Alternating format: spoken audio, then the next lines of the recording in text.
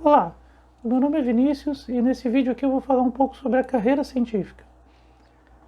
No Brasil, as principais instituições onde se pode trabalhar com pesquisa científica são universidades, institutos federais de educação, ciência e tecnologia, centros de pesquisa, institutos de estudos avançados, sociedades e associações científicas. Para ingressar em cada uma dessas instituições, os critérios são um pouco diferentes. Como pesquisador, no caso, para trabalhar, os critérios são um pouco diferentes. Na verdade, nas universidades e nos institutos federais de educação, ciência e tecnologia, o concurso ele normalmente não é para pesquisador, mas para professor. Então, tu vai fazer o concurso para trabalhar como professor e dentre as atividades da docência, de ser professor, uma delas é a pesquisa e algumas horas podem ser dedicadas à pesquisa, então, para quem começa a trabalhar como professor nessas instituições. Normalmente, para fazer o concurso para professor nas universidades, é exigido o título de doutorado, às vezes mestrado, mas normalmente é doutorado.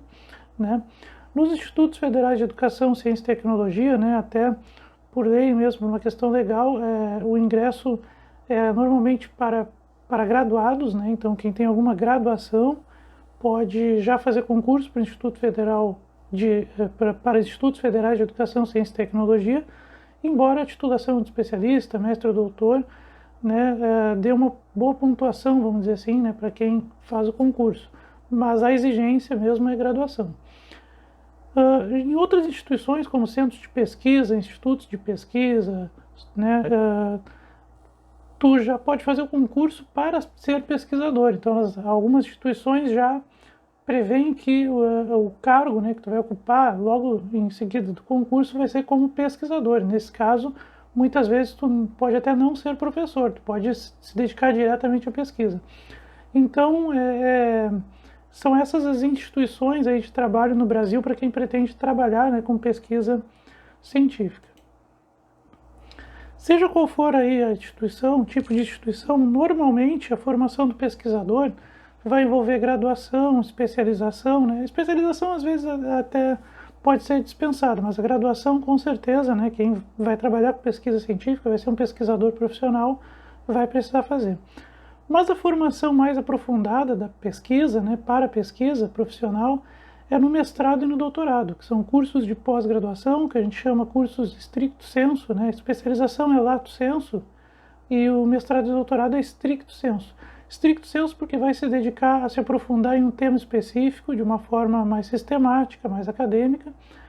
Então, por isso que esses dois tipos de curso, essas duas modalidades, mestrado e doutorado, constituem a formação do do pesquisador profissional, que muitas vezes vai ser professor, mas pode não ser também, existe essa possibilidade.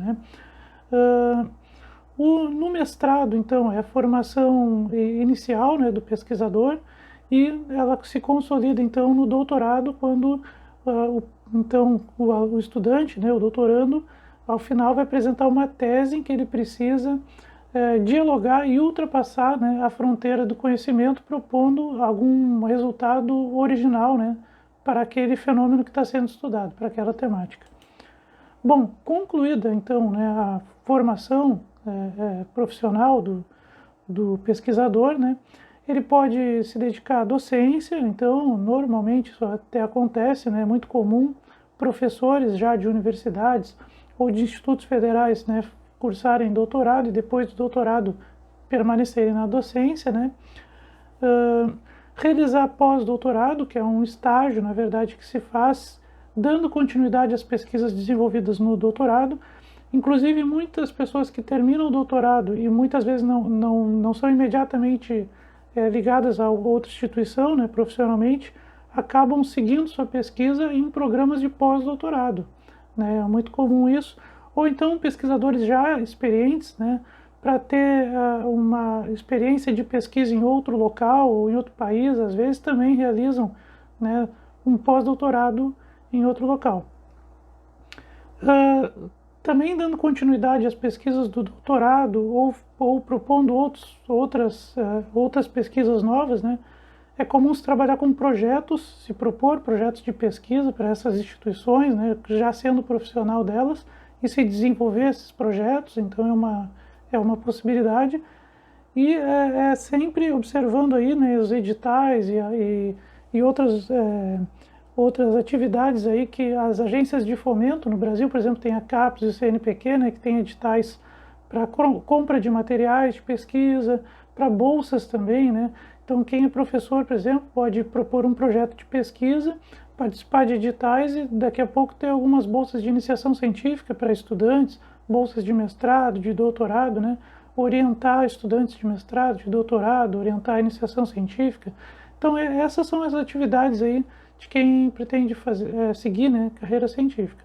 Na grande maioria dos casos, né, são professores, então são pessoas que se dedicam à docência e dedicam algumas horas para pesquisa, orientando estudantes ou realizando projetos próprios mesmo, né, escrevendo artigos científicos. Na grande maioria dos casos é isso, mas também existem institutos de pesquisa, né, onde tem pesquisadores, pessoas que se dedicam 100%, né, para atividades de pesquisa, né, embora isso seja um pouco mais raro, mas também existe essa possibilidade, né.